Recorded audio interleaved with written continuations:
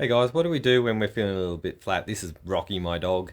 Um, this happens a lot. So how do you perk yourself up? One thing I have noticed with a lot of people, I used to be a therapist, and I've noticed this in the academy, and a lot of people, excuse me, out in the world doing the same thing, feeling flat and pushing through. And I got a little bit of advice for you. Make sure if you're feeling a little bit flat, get some rest because look, we all need to look after our health and we need to make sure that it's a priority. And if we don't, hey Catherine, and if we don't look after our health, we end up falling down the well.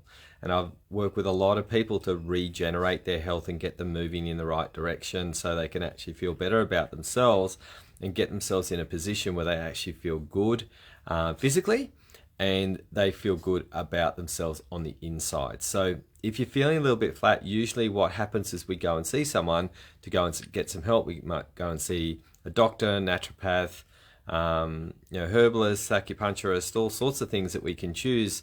One thing I want to hand to you is that sometimes we go to these places so we can get fixed, and what that means is that we don't end up getting the result that we really want, which is permanent change for ourselves. So what we do in our academy is help people re-establish their health routines, help them look after their bodies, and we've got this magic. I know Catherine, you've experienced that from us, this absolute magic to completely reset a body that's actually gone a little bit haywire.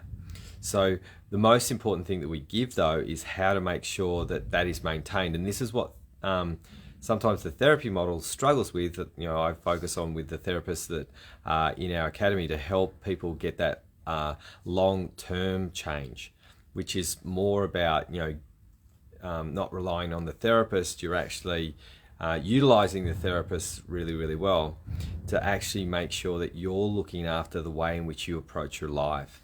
And so if we're feeling a little bit flat, there's a reason. It's a sign that you actually are out of balance, and it's important that you actually recalibrate.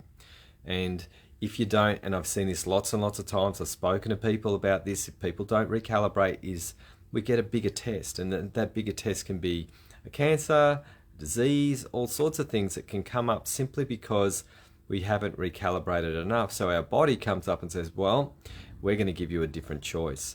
And with the work that we do, we help people see how some sort of disease or problem has actually invested itself in your psyche so you can actually grow.